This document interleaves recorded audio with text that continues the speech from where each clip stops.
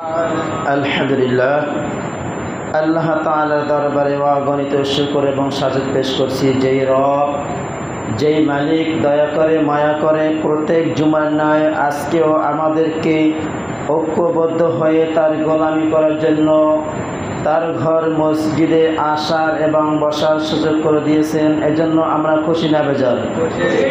যদি খুশি হয়ে থাকি, যেই রব আমাদেরকে খুশি রেখেছেন, যেই রব আমাদেরকে সুস্থ রেখেছেন, ভালো রেখেছেন, সেই রবের প্রশংসা করে নিয়ে জোরে বলি আলহামদুলিল্লাহ।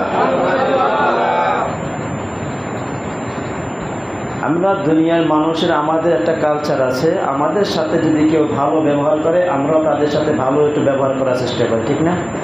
কথা বলে না? যদি কেউ আমাদের সাথে শত্রুতা পোষণ করে, আমরা তো ওই রকমের ইমানদার নয় যে আমাদেরকে একজন একটা কটক্ষ করে কথা বলছে, একটা হার্ড কথা বলছে, আমাদেরকে একটা ধমক দিয়েছে, আমরা মায়ার সুরে বলবো ভাই এইগুলো করা ঠিক নাই। এই রকমের ইমানদার আমরা হই না, ঠিক না? একটা বললে দুইটা বলার চেষ্টা করি, ঠিক না? তাহলে আমরা এখন প্রশংসা করব এই জন্য আল্লাহ তাআলা আমাদেরকে সুখে রেখেছেন। যদি কষ্টে রাখে তারপরেও আমরা আল্লাহ তাআলার প্রশংসা করতে হবে, ঠিক না?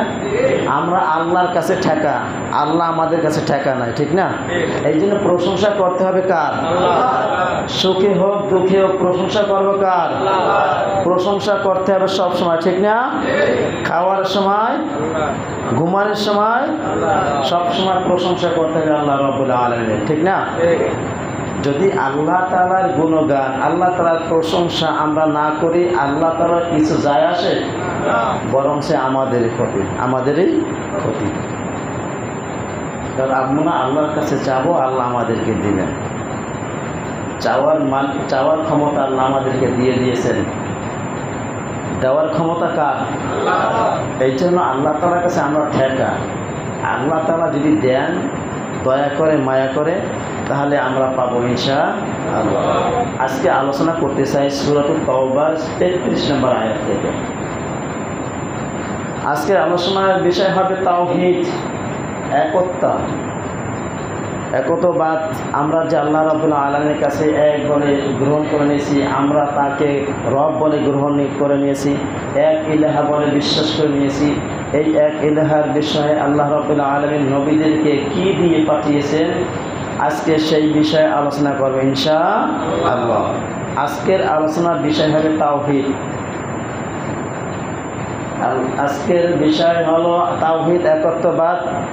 আমরা যেইটা মুখে বলি অন্তরে পরিণত করতে হবে, তার নামে হইল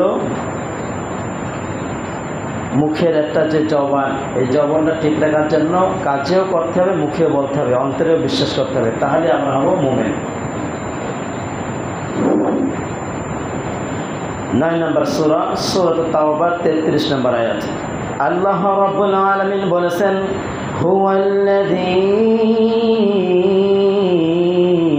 أرسل رسوله بالهدى ودين الحق ليظهره على الدين كله ولو كره المشركون।